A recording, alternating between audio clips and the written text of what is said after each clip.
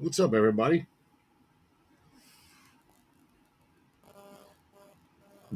Here we are, another Thursday night on the grind. But tonight's show is going to be different. It's only going to have this much motorcycle and this much everything else. But it's a show that I wanna I wanna I wanna have. So buckle up, get you something to drink, enjoy the show. So first up tonight, man, I would like to thank my sponsors. And right now, first up is our good friends over at Jade Affiliated. It's jadeaf.com. Custom motorcycle wheels, custom motorcycle parts. The guys are kicking butt over there, making some really cool stuff. You've got to get over to jadeaf.com and see everything they got going on and even order some stuff up, man. You will not be disappointed. You can check them out at Jade Affiliated on all of the social media platforms also. Next up, American Drag Seats. AmericanDragSeats.com. American Drag Seats on all the social media platforms. What is American Drag Seats? Custom motorcycle seats, custom motorcycle seat upholstery. That simple. We have replacement seats for Harley Davidsons. We have replacement seats for American Iron Horse. We do custom seats. We do leather tooling. We do bobber seats. We do it all. You need a custom seat? Check us out. AmericanDragSeats.com or American Drag Seats on all your social media platforms. Next up, our good friends over at Urban Rides Magazine, urbanridesmagazine.com. Get it right. I've seen some interviews this past week. Daniel Roby's out there, and these people, they don't even know. It's urbanridesmagazine.com. What's up, Pat Price? Anyway, great magazine. You got to get them. They're online and hard copies. So get over to urbanridesmagazine.com and get you a subscription. Next up, our good friends over at hopkins-design.com. You want something printed, he can do it. You need a website, he can do it. You need a logo design, he can do it. You need photos, videos, anything you could possibly think of. Earl at Hopkins-Design can help you out. Get over there and check him out. Last, definitely not least, is our good friends over at hellsspeedshop.com. hellsspeedshop.com, the coolest flannel shirts you're ever going to spend money on. Great prices, great shirts, t-shirts, hats, everything. They got a retail store. They are in some Harley Davidson dealerships. So just, it's easy. Go to www.hellsspeedshop.com, check them out, and order some stuff up. All the cool kids do. So what's happening, everybody? What's up, Mr. William Cole? Mr. Chris Carlstrom is in the house. So tonight's show is just basically me ranting for a little bit. I've kind of given up on trying to give people advice and trying to help them navigate the waters and help them do the things they need to get done, grow their businesses. I've kind of given up on that because the old phrase is you can lead a horse to water, but you can't make him drink. And let's face it, the best teacher you're ever going to have is just experience. And part of experience is failure. So you're going to have to fall. You're going to have to suffer. You're going to have to pay your dues. You're going to have to go through those things to have a successful business, to be employed, to do anything you want to do. Just like this podcast. I've been doing it for 8 years now. Well, I say that. January 1st will be 8 years. I will have been doing it. 8 years. It's a long freaking time to have been doing this show. But basically what I want to talk about real quick is we still have builders in the 2025 grind Texas all bagger build off here in Galveston at the Galveston County Fairgrounds, hosted by Blowout. If you guys don't know Aaron Blowout Morrow, we're going to be there, and we're going to do it on the Friday of the Galveston Rally. Galveston Rally starts on the Thursday, and then Friday between 12 and 1, we're going to have the bike judging and get that done and taken care of for the 2025 All Texas Bagger Build-Off. Scotty Roberts, what's happening, Captain? But anyway, so I am putting the brakes on motorcycles for tonight. I don't want to discuss motorcycles tonight. What I want to do is get some shit off my chest. I want to get some things just straight across the board off my chest. So if you're here to watch about motorcycles, man, and you don't want to hear anything else, go on and click off, because I won't be talking about bikes anymore the rest of the show. For the next 25 minutes, we are talking politics. We are talking humanity. We are talking morals. We're talking ethics. I've seen so much going on over the last week since Charlie Kirk was shot, and it's dividing families, it's dividing friends. It's the left against the right, it's the liberals against the Republicans or the conservatives. It's just a lot of division, and it doesn't need to be that way. Let me put it to you point blank, the end. It doesn't need to be that way. The reason I say this is because, correct me if I'm wrong, every single person watching tonight, I'm going to tell you what you want out of life. You want to make money, take care of your family, and have a roof over your head. That's what you want. You want to be able to have the right to work and do what you want, make the money you want, and take care of your family. That's what you want. That's what everybody wants. Oh, and throw in medical care. Everybody wants to know when you get sick, you can go to the doctor. So that too. I don't care if you're on the left or the right. I don't care. Those are your basic wants in your life. That's what you want. That's what everybody wants. Everybody wants to be accepted. Everybody wants to be adored. Unfortunately, in this great time of ours we're all living, we've got, what is it, a couple of baby boomers left.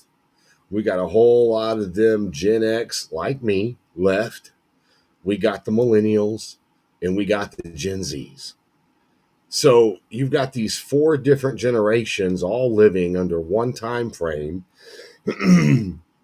And you can sit here and say, man, the public school systems are, brainwashing our kids, and this is doing that, and that's happening this. And, I have a 12-year-old that I've had to combat this stuff with over the last 12 years. Letting him know and training him up, taking him to church, keeping him in the know, and keeping him on the straight and narrow, because he deals with the furries. He deals with he's starting to deal with transgender.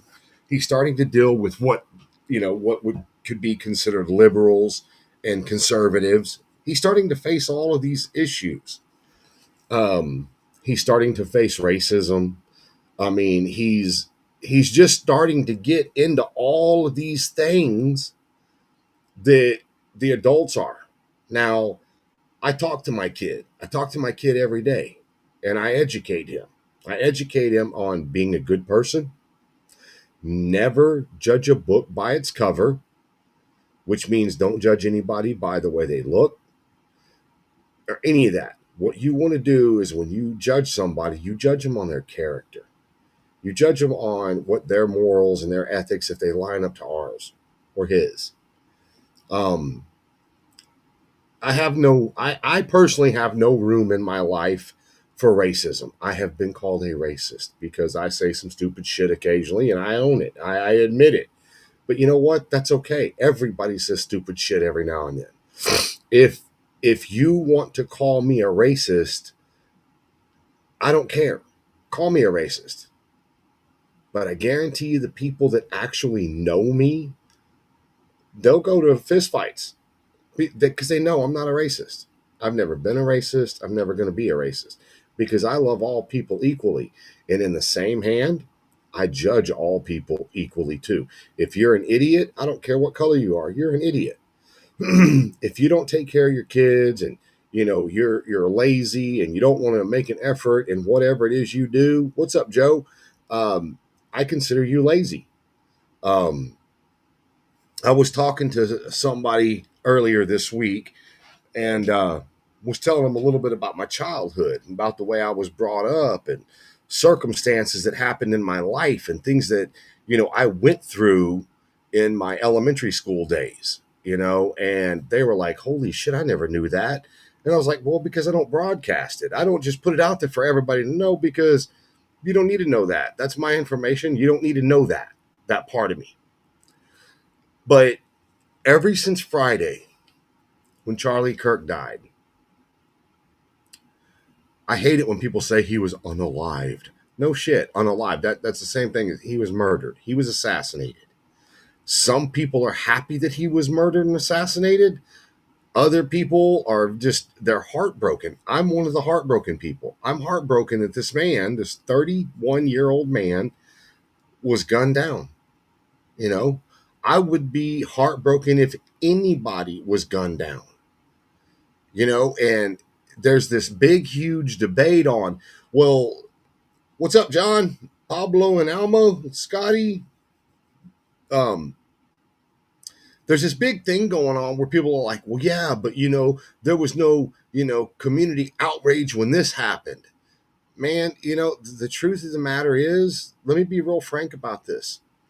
Most people are so busy getting by, they don't really watch all the news. They don't get involved. If you go down your timeline on your Facebook pages, your TikTok pages, your Instagram pages, those are all algorithms specifically built for the stuff that you view.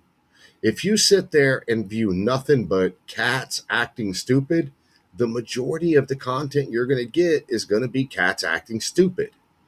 If the majority of the content is you watching these power baggers race and, race around the tracks and stuff, the stuff you're going to be getting on your timeline and your feed is going to be stuff motorcycle performance related.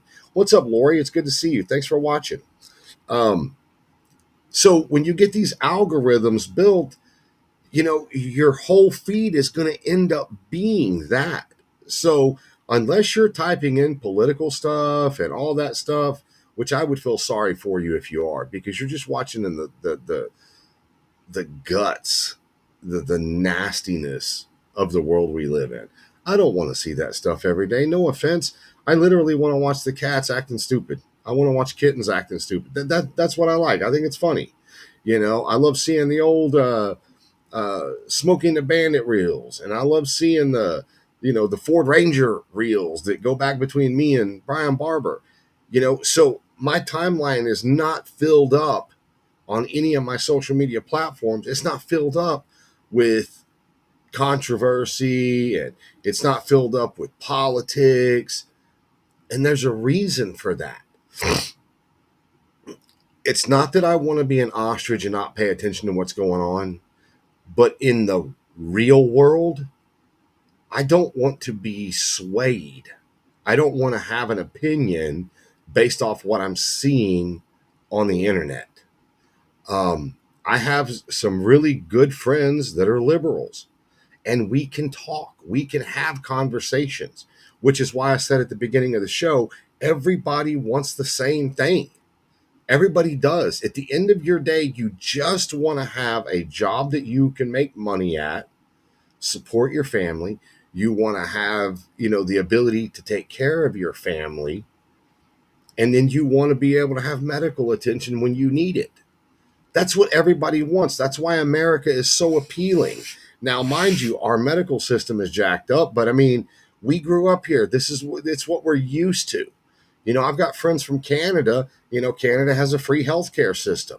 And they're like, yeah, but the free healthcare system, it could take you a year to be seen by somebody, because that's the free portion of it. So the doctors just do first come, first serve, and they do what they can do. Now, I don't live in Canada, so I don't know exactly what's going on, but I would figure someone that lives in Canada, that's grown up in Canada, they're privy to that. That's what they know. So if they're lying to me, they're lying to me, but I don't think they are. But everywhere in this world, everybody has always considered America the land of the free. And everybody wants to come here. And what is the appeal to America? Well, the appeal is that we're a republic. The appeal is that, if you're willing to work hard, you're willing to sacrifice, you're willing to do, you can make something of yourself here. Whether it's building bikes, digging ditches, or laying concrete, it doesn't matter. What's up, Nate? What's up, Jason? What's up, Robert? So when you sit here and you think about the big picture, everybody wants to be here. It leads me to believe that's why we have so many illegal aliens, because everybody wants to come here. The bad part about coming here is that there's a big divide with people, because they're like, fuck ICE and all this, that, and the other, and blah, blah, blah, blah, blah.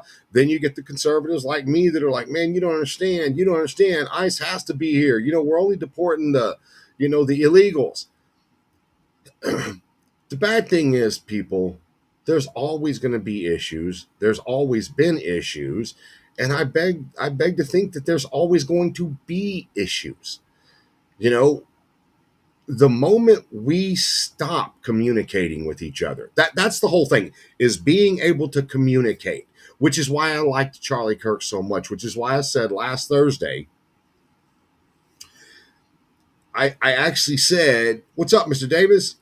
I actually said that, he gave his opponent, he gave his opposition a platform.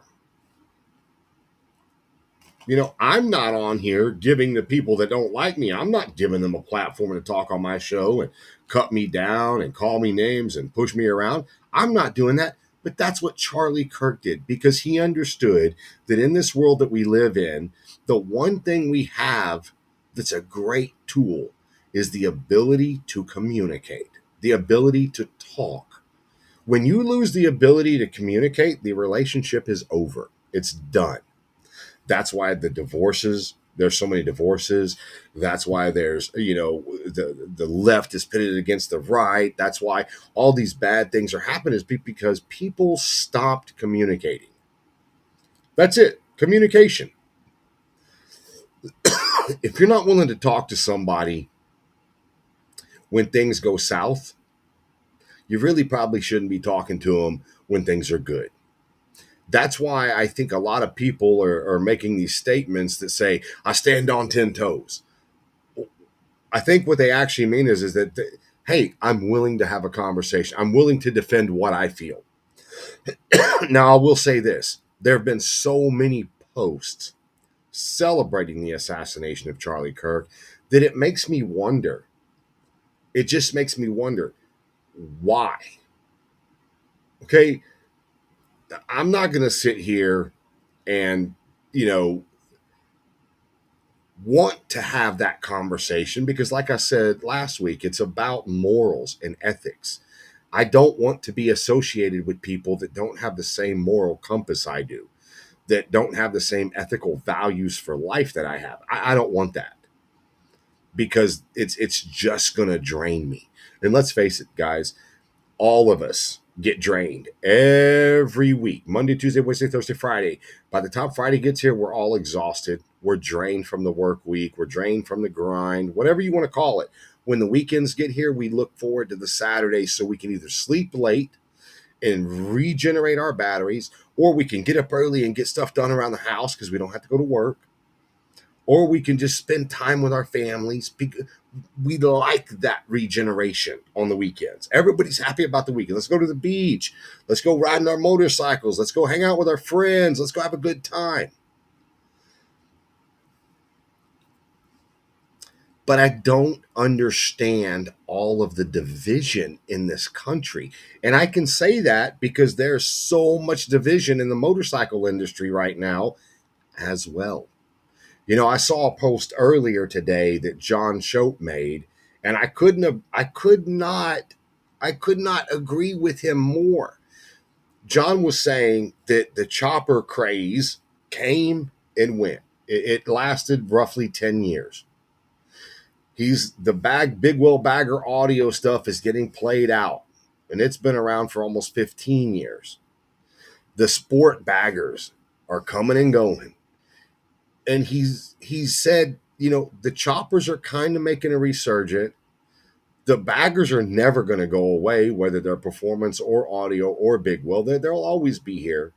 But what he wanted to know, where is the next new idea? Where's the new style bike coming? No one's doing that right now. This younger generation they're just really not into motorcycles. and there's nobody out there right now that's really coming out with a new trend or a new whatever you want to call it in the motorcycle world. um I can't say that I can't imagine what the next trend will be with motorcycles. What you are only as good as your last job. Amen. uh that's exactly right. Robert Davis said Charlie was about God. He never was a racist. He never swore at anybody. He never put anybody down. And that poor man got killed because of what he believed in. Unbelievable. These Democrats, I'm not going to say that part, Robert, but you know, the reason I wanted to have this show is because I'm at the point with the motorcycle game. I feel like I've done just about everything I can do to try to impress upon new builders, to try to influence shops to help them run their businesses, get their businesses in order. I feel like I've run the course with a lot of the stuff to try to help people with their bike building, whether it's fabrication, whether it's just having conversations about the bikes, whether it's running your company, the LLCs, the this is, the that's, the insurance, and all that. I've been saying that stuff for almost 8 years. And I'm just at the point where it's like, I want to talk to people now. I want to kind of do what Joe Rogan did, but in the motorcycle world, where I just talk to people. And there's a lot of really good people out there. There's a lot of really good builders out there. There's a lot of talented builders out there. The bad thing is like I said, there's a lot of division in this industry right now. There's a lot of division in this industry right now. Everybody's got their niche that they stay off into.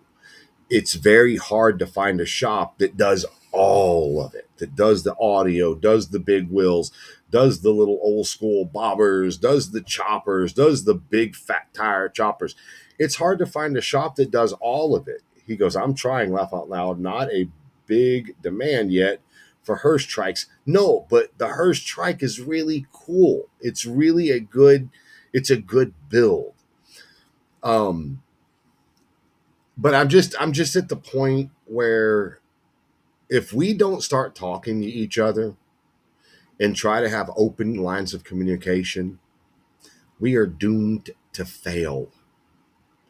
We are doomed to fail. And the closest thing I can tell you about that you can apply it to is when a husband and wife stop talking, nothing gets fixed.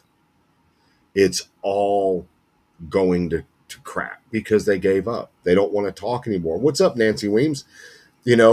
Just like owning a bike shop and being able to communicate with your customers. If you have an issue with a customer and your customer is not willing to talk to you, at that point in time, there is nothing you can do. You can't sway them. You can't browbeat them. You can't force them. You just basically have to wash your hands of the situation. Same thing with a shop. When a shop doesn't want to communicate, as a customer, you're like, well, dude, hold on. What's up, Marsha Fitzpatrick? You're like, hold on, let's talk. So believe me when I tell you, when you stop communicating, no matter what part of your life it's in, that situation is going to fail. You have to be able to talk. What's up, Joe? Um, I say this because there's so many things in this life that we're dealing with. Gas prices going up, food prices going up, all these things, and you know things happen, and there's nothing you can't do it if you don't if you don't talk. You're just destined for failure. That's just all there is to it. um I feel really bad for situations because a lot of people are good, honest, hardworking people trying to make a living, trying to do the best they can, but sometimes they just don't want to talk. They don't want to communicate. They don't want to be in a position to where, well, no, I'm not going to tell anybody because, they're going to make fun of me, or they're going to put me down, or, they're going to think less of me. Well, I'm not that guy. I've done so much in my life that easily people could pick on me for, people could make fun of me for. I mean, I'm a product of the 80s. Did you guys see the mullet I had? I mean, if that's not enough ammunition to pick on me and make fun of me, nothing is, you know. But I'm used to it. I understand it. But at least they're talking. You know, if you can keep someone talking to you, you probably are going to be able to find common ground if you can stay level headed, if you can just try to see a light from their side. And that's all it basically boils down to, you know. And